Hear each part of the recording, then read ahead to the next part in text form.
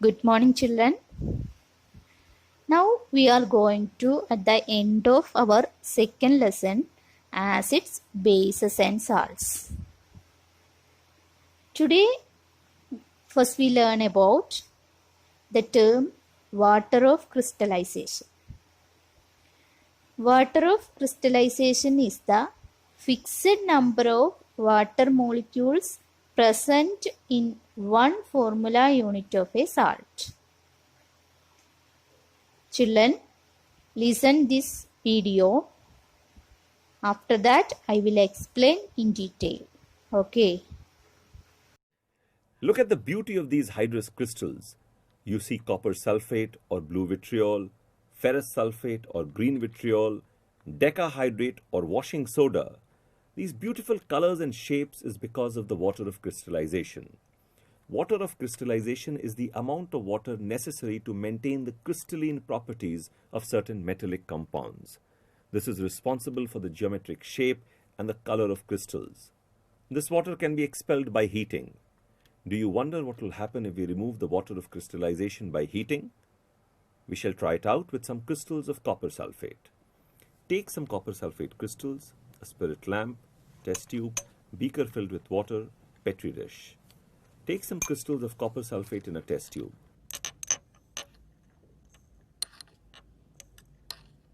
Now put the test tube on the flame and wait till we expel the water from the crystal.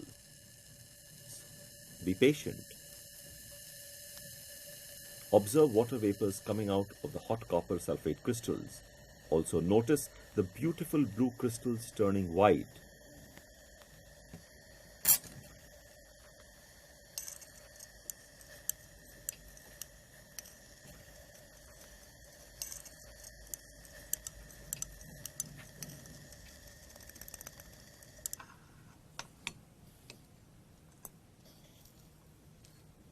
Let the anhydrous white powder of copper sulfate cool. Take a pinch of it and feel. It feels dry and powdery. Now add a few drops of water to this anhydrous salt. The salt regains its color and crystalline form. It is blue once again. A substance containing water of crystallization is called a hydrous substance or a hydrate. This water can be expelled by heating and then the salt is said to have become anhydrous. Remember, certain substances like sodium chloride or common salt do not require the help of water to form their crystalline shape. Can you find out more such crystals which do not need water? And you should know how. Here, copper sulfate crystals which seem to be dry contain water of crystallization.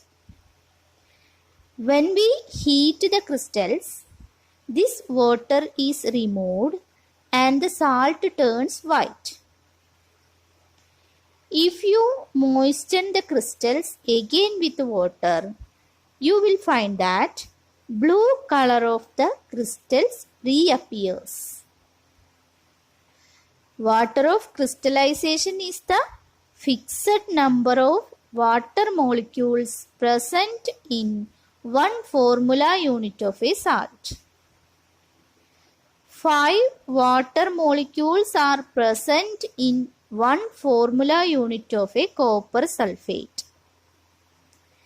Chemical formula for hydrated copper sulfate is CuSO4 5H2O. We learned about washing soda in last class. The chemical formula of washing soda is Na2CO3 10H2O. 10 water molecules are present in formula unit of washing soda. Or sodium carbonate contains 10 molecules of water of crystallization. So it seems to be wet. Some other salts They possess water of crystallization are sodium sulfate, Na2SO4 10H2O, that is called a Glauber salt.